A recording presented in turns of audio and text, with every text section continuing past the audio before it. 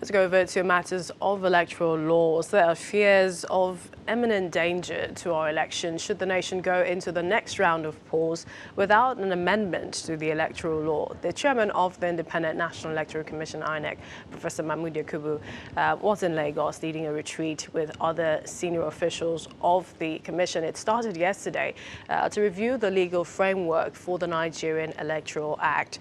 The electoral officials want the loopholes in the law fixed urgently. Our political correspondent Shewon Kibaloye has more.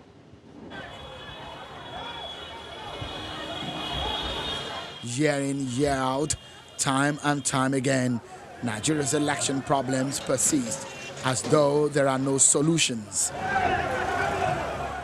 This is a bone of contention, the Nigerian Electoral Act, which many have criticized as defective.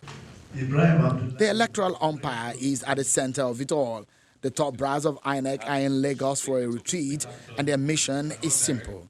The amendment not signed by President Muhammadu Buhari before the 2019 elections is being modified, and INEC is making its own input. The Senate committee specifically requested the Commission's input into areas that will strengthen the proposed legislation. That is the opening session of the week-long retreat, and we got more questions to ask the INEC chairman.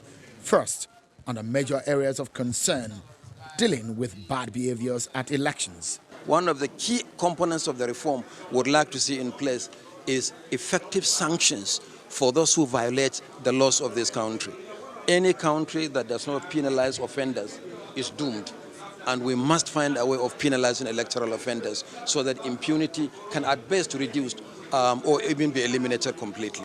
And also, in the light of experience arising from the 2019 general elections, we have made extensive comments far beyond what the National Assembly has presented to the Commission.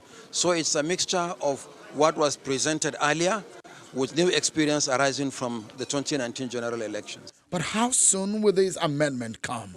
We hope this time around, before we go into major elections, we'll have the Electoral Offences Commission and Tribunal to which all violators of our electoral laws will be subjected, whether they are officials of the Commission, politicians, or those acting on behalf of some political actors.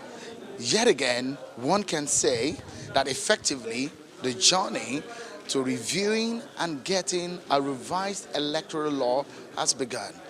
And the top officials of INEC are brainstorming in getting a law that will make our elections better. Shewon Kibaloye, Channels Television News.